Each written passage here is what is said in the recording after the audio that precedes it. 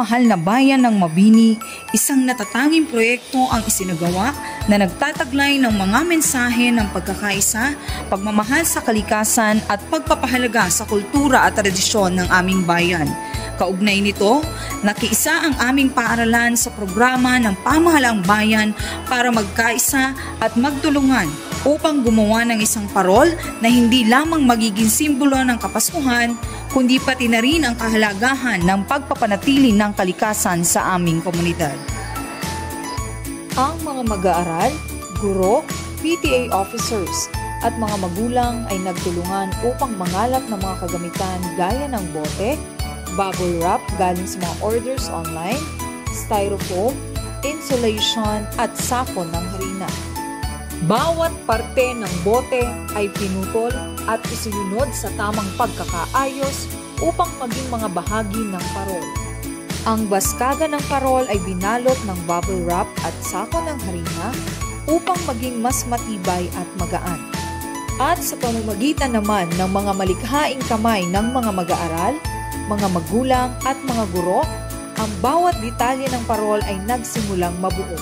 Isang magandang art mosaic ang makikita sa pinakagitnang bahagi ng aming parol at ito ay walang iba kundi ang logo ng aming bayan.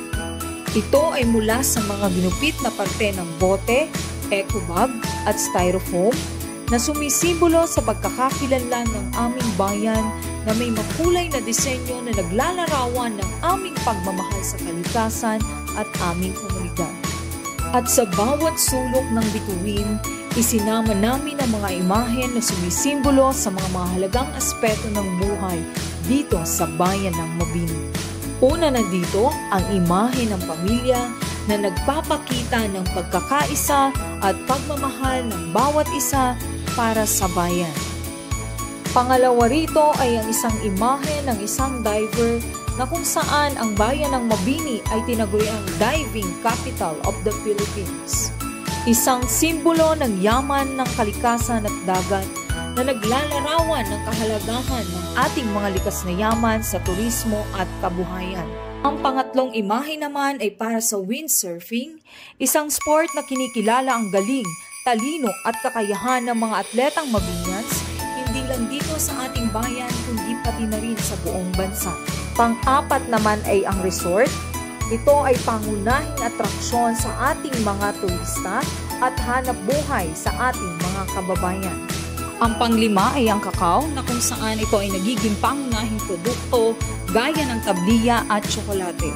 Ang proyekto ay naging matagumpay dahil sa pagsasama-sama ng mga guro, PTA officers, magulang at mga mag-aaral ng Mabini National High School.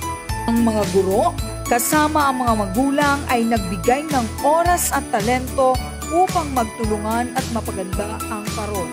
Kasama ang punong guro, itinaguyod namin ang diwa ng pagtutulungan, pagkakaisa sa bawat akbang ng paggawa at pagbuo ng parol.